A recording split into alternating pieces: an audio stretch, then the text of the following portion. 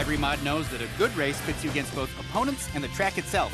But a great race also requires timing, luck, and a bit of danger.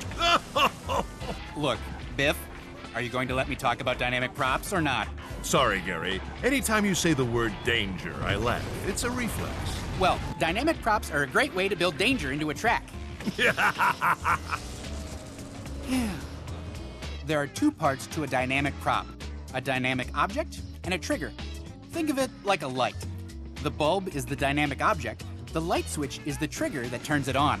In Track Studio, we like to make things even simpler than a light switch, so all dynamic objects can just be dropped into the world. And even if you do nothing else, they'll work as soon as the race begins. But if you want a dynamic object to activate on a specific event, for instance, when someone drives over a pressure pad, then you're going to want to hook your objects up to triggers. You have multiple triggers to choose from. Pressure pads activate when you drive over them, invisible regions activate when you drive into them, and shootable triggers activate when a weapon hits them. Once you've placed a trigger and dynamic object in the world, connecting them requires only a few steps. First, make sure you're not in Place Props mode. You'll want to be in Select Props. In Select Props, you lock on to the trigger you want. Now press square to launch the Properties panel, press square again to enter Connection mode.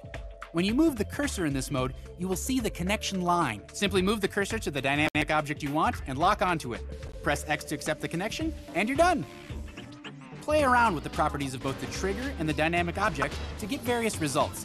Keep in mind that a single trigger can be connected to multiple dynamic objects, and equally, a single dynamic object could be activated by several different triggers. Also take note that jumps and modbots cannot be connected to triggers.